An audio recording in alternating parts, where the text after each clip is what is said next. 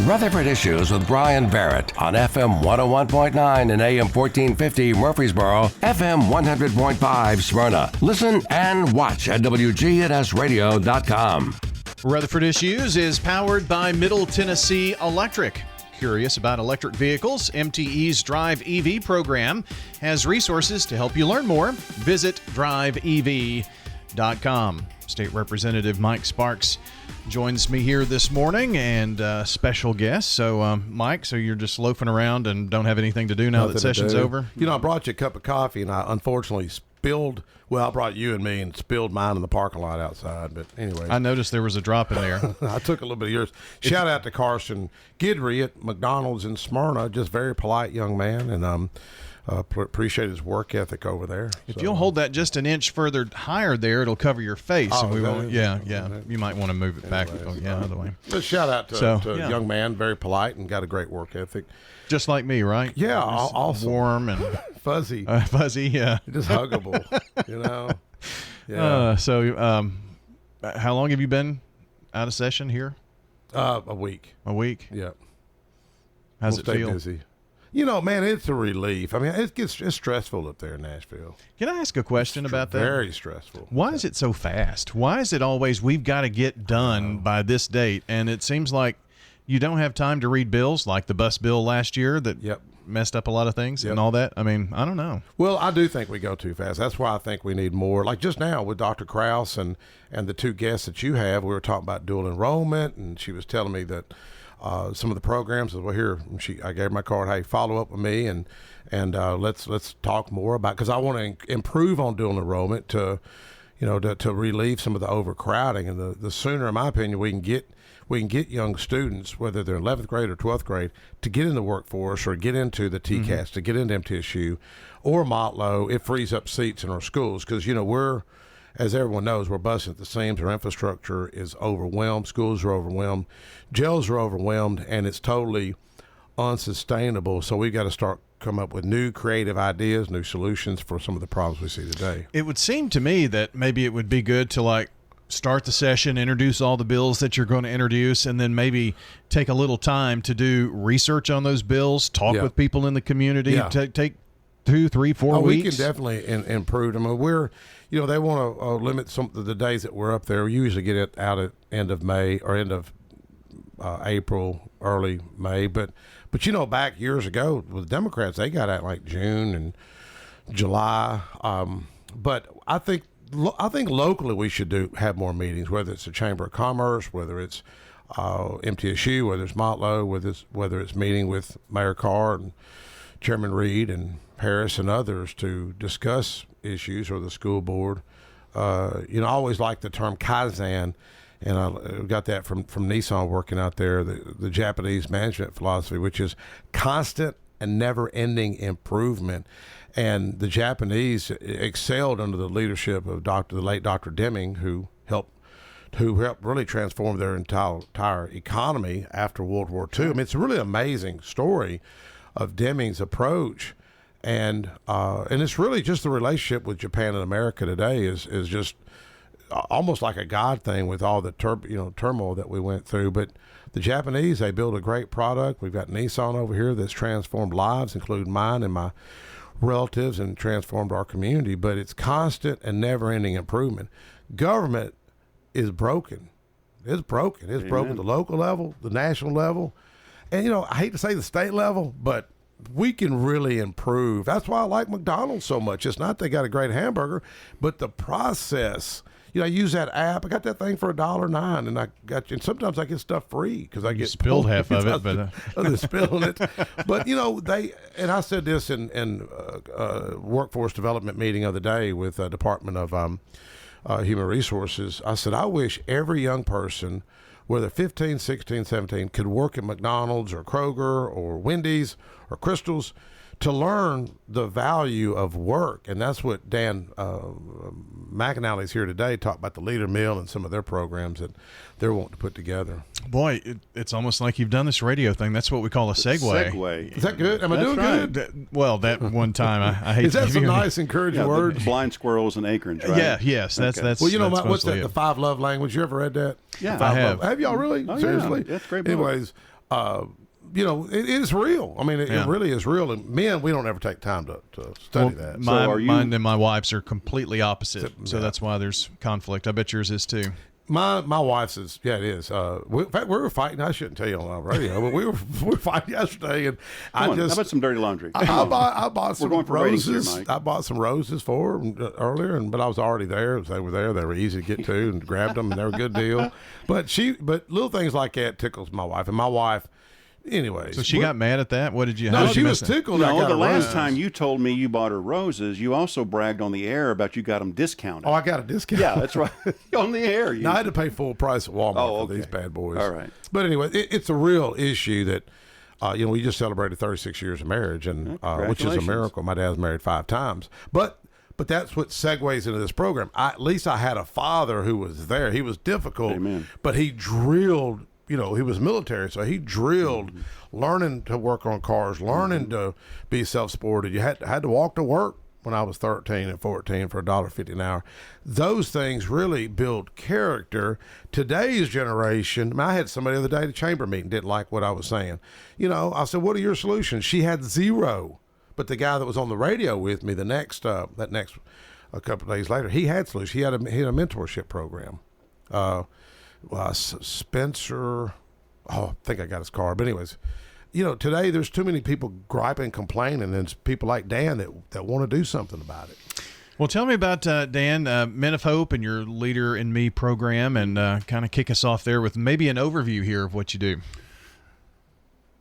Our organization is called the Leader Mill. You can find it at leadermill.org. Listeners may want to thumb through that while we're chatting, but leadermill.org. And we're building a school where we're going to be training 6 young men every year in blue-collar skills, life skills, spiritual disciplines. We're going to cram as much as we can into a 9-month training program. And at the end of it, if it's up to me, we're going to push them out of the back of a AC 130 and say, take that village for Jesus and make sure they have running water, and we'll see you in 2 weeks.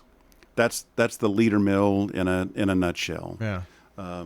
We've got some interesting ways that we're going to go about that. And there's more information at the website, leadermill.org. In the meantime, while we're building that, we're doing some pilot programs where we're training young men in particular disciplines, and we're gathering great mentors from all over who are not only skilled in their disciplines, but they also have a heart for Jesus and they have a heart for teaching. A couple of weeks ago, shout out to one of my newer friends, Mr. Steve Bass, who owns Bass Tire in Nashville. I don't know if I get in trouble with the FCC by throwing that out there, okay? Only Mike gets in trouble with the federal there you government. Go. It was his idea, if anybody comes asking. We had a class called How to Change a Flat Tire Without Killing Everybody in the Process. And we had some young guys that didn't know the business end of a lug nut, and we trained them that morning. And one of the guys out there teaching was Mr. Bass, who's got at least 50 years experience with tires, right? And one of my best photos of the day is a picture of Mr. Bass side by side with a young guy that had about 50 minutes of experience. You got 50 minutes and 50 years, both working on the same tire, and that's pretty cool right there. Yeah. We've got some other classes that are coming up. This Saturday, we've got one that's how to handle yourself in a job interview. In today's economy, there's a lot of competition for the jobs that are out there. In a couple of weeks after that, we've got a basic plumbing class on how to do common toilet repairs. We've got some Christian plumbers who are going to come in and teach these guys how a toilet works and how to repair those things. We've got a barbecue 101 class coming up. We've got That's smart. Yeah, we're gonna cook and barbecue a bunch of meat, and then we're going to deliver it to some assisted living centers or senior citizens' homes, and let them throw that in their dinner menu for that night. We've got another small engine repair. We've got I got some working on a class. It's still developing, and it's going to be harder to get just because of the nature of their job. But we got some special forces guys over in Clarksville who have offered to come teach our guys land navigation, where they'll take a topographical map, show them how to use the compass and the protractor and how to count their steps, and they'll learn about something called internal drift. We all have internal drift. We either drift to the left when we walk or we drift to the right, how to know what that is, how to compensate for it. And then we're going to be applying Christian principles to that, right? What what path are you on, and what are the things in life that cause you to drift away from that path. So all of this is going to be taught by men who love Jesus. And what inspired this in large degree was a question I was mentioning to Mike earlier. The question is very simple. What are our daughters going to marry? We have an obligation to our daughters to make sure that they have the best options possible when they get ready to raise a family of their own. And so we can either say, it's not my job, I raised my boys, or I didn't have any boys, or we can be a part of the solution. So we're taking that very seriously. The data tells us now that women are delaying getting married longer and longer and longer. I think there's lots of reasons for that, but one of them is that they look around and they're not very impressed with their options. And I got to say, in large part, as I go throughout my day, maybe you see this too, as I see the young men that I bump into here and there, on the whole, it's not a very impressive lot. And of course, they have some responsibility for that, right? But I don't think it's only their fault. I think a lot of us have dropped the ball in the way that we're teaching the next generation. It wasn't always that way. Somehow we got too smart by a half, maybe 30 or 40 years ago. And we've decided that the skills and the wisdom that young men have or older men have in the church really don't have a lot of value if they didn't go to seminary, if they don't have a sheepskin to show for it.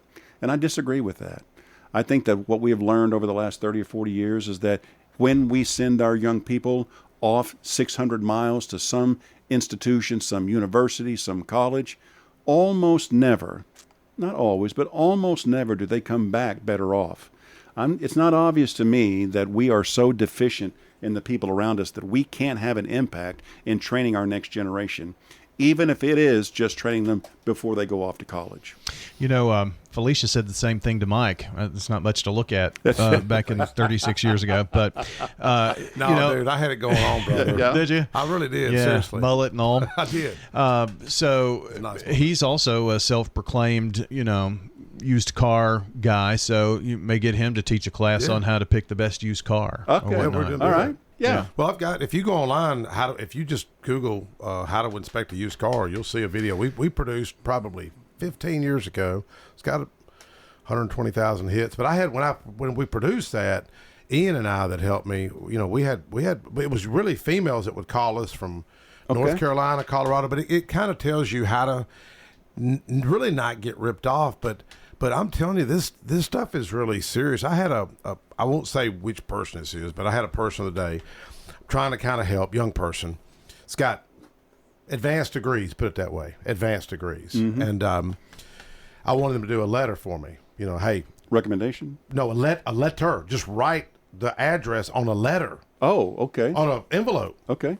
And they didn't know what to do. This is crazy. Mm-hmm. And nobody uses the mail anymore. Well, it's always electronic. I know right? now. I mean, I thought I was the only one that sent thank you cards, but she's a sweet young girl, very professional, but did not know how to fill out a letter. Yeah, I was shocked. Write a check. Yeah, well, that happened in my own home. One of my sons was doing some side work, and somebody paid him with a check. He didn't know what to do with it. He'd never been into a bank to cash a check before. Every job he had was direct deposit. Every transaction he had done was swiping with a card. He didn't know the process, and so I failed to some degree in preparing him for that.